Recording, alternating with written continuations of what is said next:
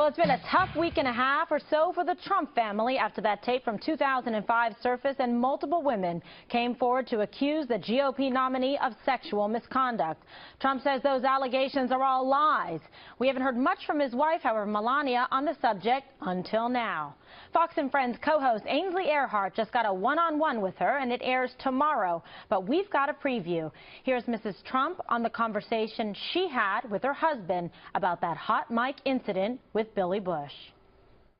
Those words, they were offensive to me, and they were inappropriate. And he apologized to me, and I accept his apology. And we are moving on.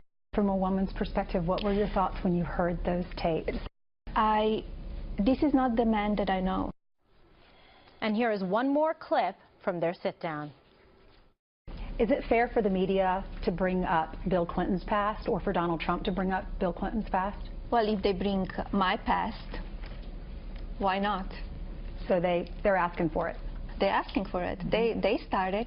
They started from the beginning of the campaign, putting my picture from modeling days, as you want that to be your first lady.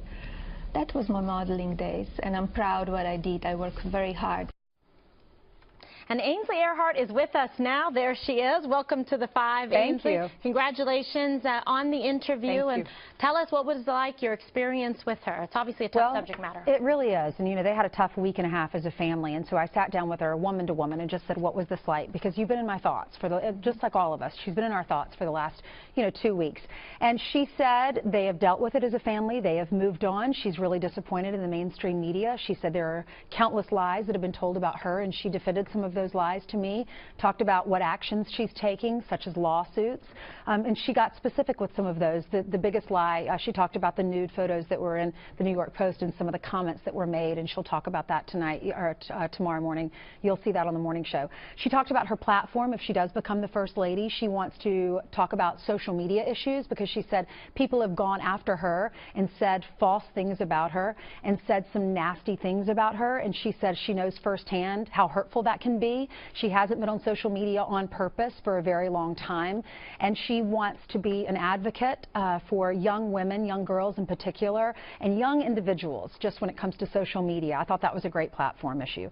She talked about why Hillary Clinton was not fit to be president, why her husband was the better choice, and how they made a decision as a couple to decide to jump in the race despite things that have happened in the past. She talked about what it's like to be a mother to her son Barron, who's 10.5 years old and goes to school here, very active in sports.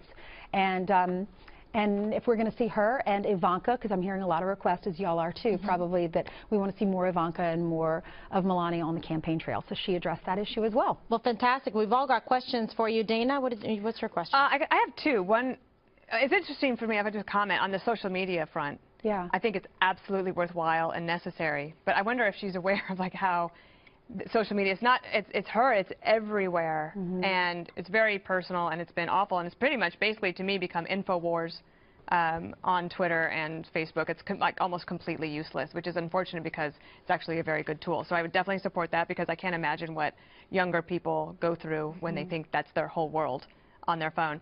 I'm curious if you asked her about the People magazine interview, or not the interview, but the first-person account from the reporter who talked about some very personal things that were happening to her. She said she was sexually assaulted by Donald Trump while Melania was in the next room and 6 months pregnant. Yeah, she did have messages for those women, for all of them that have come out. And as far as social media is concerned, she said people write things and they know that they'll never meet her. And she says she doesn't respond, she doesn't write back.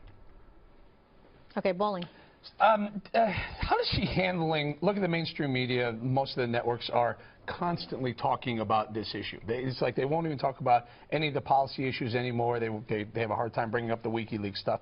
Do you ask her, how does it feel personally to constantly be subject of, the headline news across every single hour, across every broadcast she network? did say, I asked her about what advice she has for her husband with the debate, the last debate coming up. She said, I just want these candidates to focus on policy and how they're going to change this country and what's the betterment for the country, and not their past, what's happened 11 years ago, 10 years ago with Bill Clinton's life or with her life and her husband's life.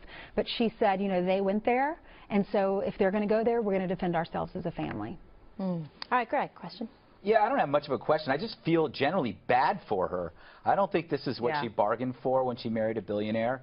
It was going to be trips and fun, and instead, you know, if I keep thinking if I were a spouse living in Russia with my wife and my wife was running for office in Russia, I would be in a bunker the entire time. I would just be in hiding. You might actually be in a bunker. I would put you in one. Exactly. So I mean, I can't imagine when you get a sense from her that she's constantly guarded. To be honest with you, that's exactly how I felt going into their apartment. And I felt sorry for her, but I will tell you when I walked away from that apartment, no matter if you're voting for him or not, I think after you see the interview, you're going to see she is a very strong woman.